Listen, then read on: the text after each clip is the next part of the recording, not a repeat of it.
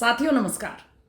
आज बात करेंगे क्या चल रहा है हमारे पड़ोसी पाकिस्तान में और इधर हमारे देश के अंदर पंजाब प्रांत में। आप सोचेंगे इन दोनों विषयों में भला क्या मेल है, पाकिस्तान की स्थितियां और हमारे पंजाब के हालात। साथियों 2011 में हिलरी क्लिंटन ने एक बयान दिया था जिसे जब भी आतंकवाद और रेडिकलाइजेशन और इस तरह के मुद्दों की बात होती है तो उस बयान का कहीं ना कहीं हवाला ज़रूर दिया जाता है। हिलरी क्लिंटन ने कहा था पाकिस्तान को मुखातिब होते हुए कि मत समझना कि अगर आप अपने आंगन में सांपों को पाल रहे हैं तो वो हमेशा आपके पड़ोसी को ही डसेंगे। संकेत बिल्कुल साफ था। अमेरिका की नेता हिलरी क्लिंटन ने पाकिस्तान को ये संदेश दिया था कि अगर आप आतंकवाद की नर्सरी चलाएंगे, आतंकवाद की फैक्ट्री चलाएंगे, छोटे छोटे किशोरों के हाथ में बंदूक पकड़ा के उनको रेडिकलाइज करके और उनको ट्रेनिंग देंगे, उनको पैसे देंगे और उनको तैयार करेंगे एक आतंकवादी के रूप में कि वो भारत या ऐसे ही किसी और देश पर जिससे पाकिस्तान को तकलीफ है, सबसे पहले तो उसमें भारत का ही नाम है, कि वो उन लोगों पर हमला करे और कभी इसका असर खुद पाकिस्तान पर ना आए, तो ये मुमकिन नहीं है। साथियों हिलरी क्लिंटन की कही बात आज थोड़े समय से लगभग हर रोज सच साबित होती है। बिला नागा कोई दिन ऐसा नहीं जाता जब पाकिस्तान के अंदर कोई आतंकवादी हमला ना हो रहा हो। बिल्कुल ताज़ा उदाहरण आपको देते हैं। पिछले 2 दिनों में लगभग 48 घंटे के अंतराल में पाकिस्तान में बन्नू में, जो खैबर पख्तूनख्वा जिसे कहते हैं, वहाँ जो उनका एक सीमावर्ती प्रांत है, खैबर पख्तूनख्वा में जो पेशावर से करीब 250-250 किलोमीटर की दूरी पर जो बन्नू शहर है, वहाँ के कैंट एरिया में जहाँ पाकिस्तानी सेना के लोग रहते हैं, उनके दफ्तर हैं, उनके क्वार्टर्स हैं, वहाँ पर तहरीके तालिबान पाकिस्तान यानी तालिबान का जो पाकिस्तानी ब्रांच है, जो पाकिस्तानी धड़ा है तालिबान का, उन्होंने बन्नू के कैंटनमेंट पे हमला किया, आतंकवादी हमला किया। 2-3 लोग बिल्कुल पूरे एक्सप्लोसिव से लदे हुए गाड़ियां लेकर के कैंटनमेंट में घुस गए और एक आत्मघाती हमला करते हुए उन्होंने उस कैंट को बहुत नुकसान पहुंचाया। 30 से ज़्यादा लोग गंभीर रूप से घायल हुए और 12 लोगों के मरने की पुष्टि हुई थी। संख्या बढ़ने का खतरा है और इसमें मरने वालों में बच्चे भी थे, क्योंकि वो कैंट का जो रिहायशी इलाका था जहां लोगों के क्वार्टर्स वगैरह हैं, वहां पे ये सुसाइड अटैक हुआ।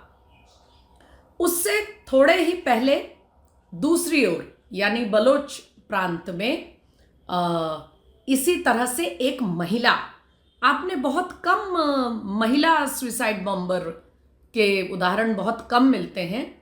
एक महिला थी जिसने जा करके वहाँ एक इंस्टॉलेशन पर, जहाँ एक प्रोजेक्ट का काम चल रहा था, आपको पता है कि सीपेक के अंतर्गत चाइना और पाकिस्तान के बीच जो पूरे प्रोजेक्ट्स बन रहे हैं, जो कॉरिडोर तैयार हो रहा है, उसमें चाइना के भी बहुत से इंजीनियर्स और वर्कर्स और निवासी वहाँ रहकर काम करते हैं।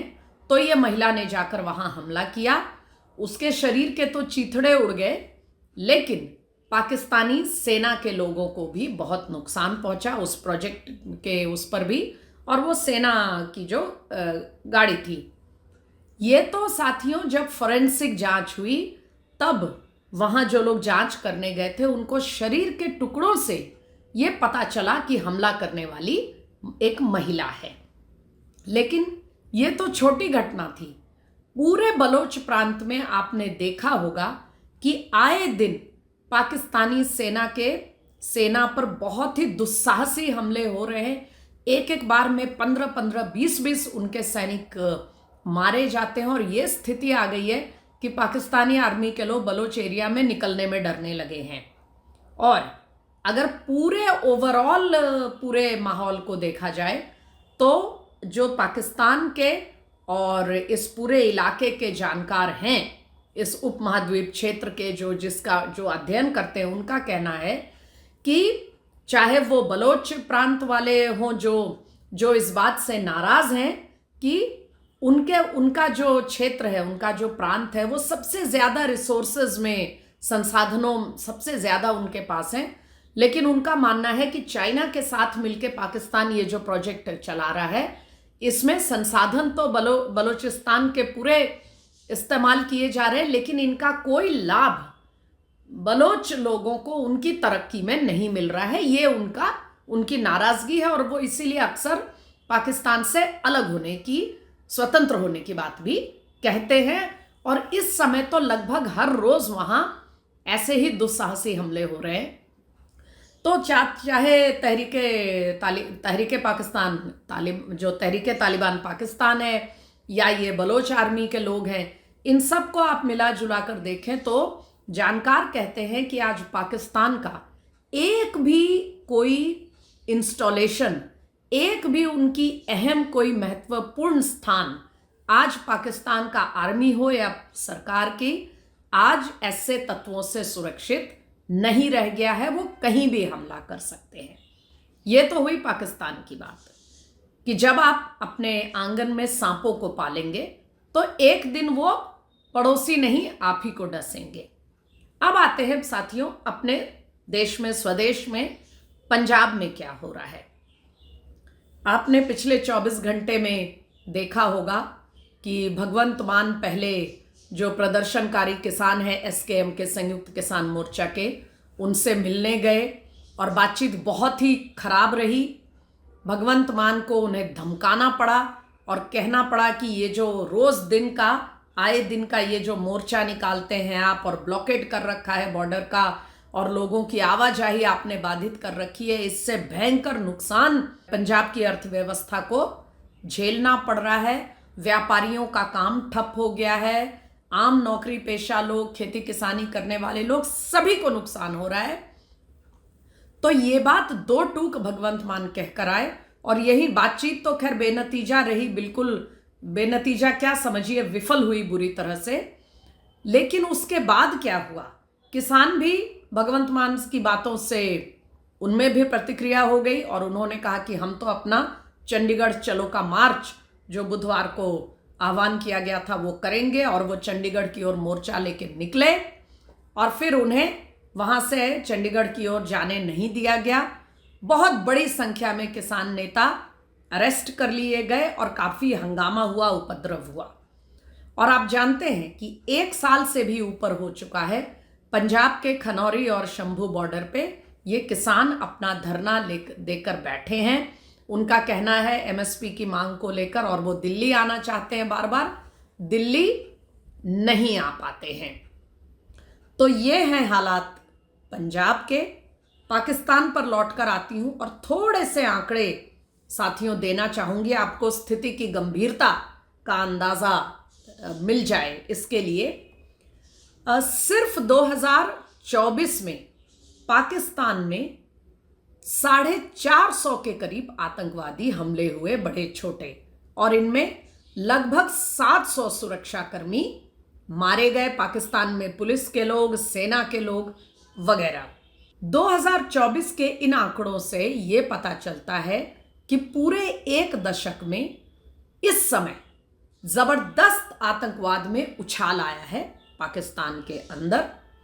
और वहीं के जियो न्यूज़ जो है, वहां का काफी प्रतिष्ठित मीडिया हाउस है, जियो न्यूज़ का यह आंकड़ा है कि जनवरी के महीने में, इसी साल जनवरी की बात है, केवल जनवरी के महीने में आतंकवादी घटनाओं में, हमलों में 42% का एकदम से उछाल आ गया, और जिसमें कि सिर्फ जनवरी के महीने में 74 आतंकवादी हमले किए गए, और जिसमें तकरीबन 100 लोगों की जान चली गई, जिसमें सेना और पुलिस के लोग, सुरक्षाकर्मी तो हैं ही, लेकिन आम नागरिक, मासूम लोग भी काफी संख्या में शामिल हैं। इधर पंजाब पे लौटते हैं। पंजाब में क्या हो रहा है, साथियों, याद करिए 2020 और 21 का समय, जब किसान धरना देकर दिल्ली के सभी सीमावर्ती स्थान हैं, जो बॉर्डर पॉइंट्स हैं, वहाँ बैठे थे। सिंघू बॉर्डर पे, गाजीपुर पे, नोएडा की ओर, इन सभी जगहों पर किसान अपना मोर्चा निकाल कर बैठे थे। और आम आदमी पार्टी की क्या भूमिका थी? अरविंद केजरीवाल उनसे मिलने जाते थे। पानी से लेके बिजली और तमाम ऐसी सुविधाएं, पानी बिजली तो छोटी चीज़ है साथियों, और भी काफ़ी एक कंफर्ट की चीज़ें इन लोगों को पार्टी की तरफ से, आम आदमी पार्टी आधिकारिक रूप से मुहैया करा रही थी। और सिर्फ मुहैया ही नहीं करा रही थी, इन्हें मीडिया के से लेके हर तरह का लॉजिस्टिक समर्थन दिलवा रही थी। और समर्थन देने के साथ साथ आम आदमी पार्टी के नेता हर रोज इनसे मिलते थे, इनके समर्थन में बयान देते थे। और एक तरह से इनका आंदोलन, जब कभी भी ऐसा लगता था कि कुछ धीमा पड़ रहा है, कुछ वो हो रहा है, तो इनका मनोबल बढ़ाने के लिए जो हो सके करते थे। और यही कारण था कि 13 महीने तक किसान दिल्ली की सीमाओं पर डटे रहे, और उससे आम जनजीवन पर जो असर पड़ा वो आज तक हम भूले नहीं हैं। और शायद संभवतः यही कारण था कि लोगों की असुविधा के साथ साथ कुछ ऐसे तत्व जो उस आंदोलन में घुस आए थे, जिससे देश की स्टेबिलिटी को, सुरक्षा पर भी सवाल आने लगा था। और इसीलिए इन तमाम मुद्दों को लेकर प्रधानमंत्री ने उन 3 जो रिफॉर्म्स, जो कानून आए थे खेती किसानी के क्षेत्र में सुधार करने के लिए, उनको वापस लेने की घोषणा कर दी थी। और तब आम आदमी पार्टी की क्या भूमिका रही थी इस आंदोलन को खड़ा करने में और उसको एक हद तक पहुंचाने में, इसे हम में से कोई भूला नहीं है। आज जब आम आदमी पार्टी उन्हीं किसानों को, पंजाब पर उसके कभी ना खत्म होने वाला जो ये अंतहीन उनका धरना और आंदोलन है, इसका जो प्रभाव है, इसका जो फल है पंजाब के अर्थव्यवस्था पर, पंजाब के जनजीवन पर वो देख रहे हैं, तो अब उन्हें पता चल रहा है कि ये आंदोलन गलत है, जनता के हित में नहीं है। क्योंकि आज आम आदमी पार्टी दिल्ली में चुनाव हार चुकी है। उस वक्त किसान आंदोलन नरेंद्र मोदी सरकार को एम्बैरस करने के लिए किया जा रहा था, दबाव बनाने के लिए, तो आम आदमी पार्टी को वो आंदोलन बहुत अच्छा लग रहा था। अब जब दबाव वो खुद झेल रहे हैं और जगह जगह भगवंत मान की सरकार को, लोगों को जवाब देना पड़ रहा है, पंजाब के निवासियों को, तो अब उन्हें इस अंतहीन आंदोलन के परेशानियों का पता चल रहा है। तो साथियों, चाहे मामला पाकिस्तान का हो, चाहे आम आदमी पार्टी और पंजाब सरकार का और किसानों के आंदोलन का, घूम फिरकर बात वहीं पे आ जाती है कि अगर आप अपने आंगन में सांपों को पालेंगे तो वो पड़ोसियों को तो डस सकते हैं, लेकिन एक दिन आएगा जब वो पलटकर आपको डसेंगे। इसीलिए सांपों को पालना छोड़िए, आतंकवाद की फैक्ट्री बनना छोड़िए, और एनार्किस्ट्स को, उपद्रवियों को, अराजकता फैलाने वालों को समर्थन देना भी छोड़ दीजिए।